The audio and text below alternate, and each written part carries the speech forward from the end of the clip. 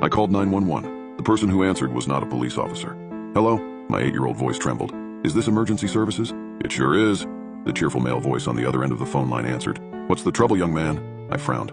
Young man, weren't they supposed to say 911, what's your emergency? Something seemed wrong, but I brushed it off. I assumed maybe it was his first day, but I never could have guessed the horrifying truth of who I was actually talking to. Either way, there was no time to waste. Something's wrong with my mom. She fell down all of a sudden. I pressed the phone to my ear and leaned back. My mother lay where she'd collapsed just minutes ago. Oh no, that's too bad. Someone will be over right away. Click. I dropped the phone and crept over to my mother.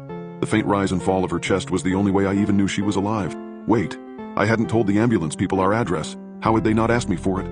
I ran back to the phone and dialed 911 again. 151 Cliffmore Way, 151 Cliffmore Way. I shouted into the receiver, then hung up. I shut my eyes tight. I wanted to scream, to shatter into a million pieces like the glass that had fallen from my mother's grasp just before she collapsed. But all I could do was wait, hold her hand and pray. It felt like an eternity before the doorbell rang. I sprang to my feet but froze when I turned the corner. A short, brown-haired white man was peering through the window with a grin on his face. He rang the bell again, more instantly this time, and I noticed he wore a red nurse's uniform. I let out a sigh of relief. The ambulance people were here. Everything was going to be okay. I yanked the door open. "Hello there, young man," the smiling man exclaimed.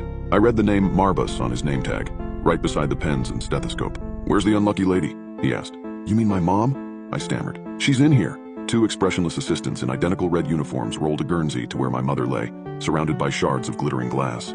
Up, and away. Nurse Marbus rubbed his hands together excitedly while my mother was loaded into the Guernsey and rolled out the door. A jolt of helpless fear shot through me. They were taking my mother away. Mister, can I ride with my mom to the hospital?" I asked the smiling man. "Hospital?" Nurse Marbus wrinkled his forehead, confused. "Oh, there's no need for that. We're professionals, you see."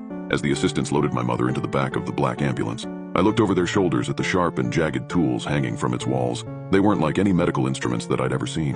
"We'll take excellent care of your mother," the smiling man went on, "and call as soon as you can see her." Nurse Marbus leapt into the rear compartment. His expressionless assistants climbed into the cab, and the black ambulance began to back out of the driveway. I ran behind it, waving my hands.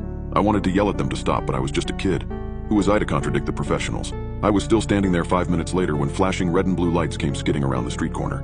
The two police officers muttered into their radios and looked worriedly at the scene in front of them.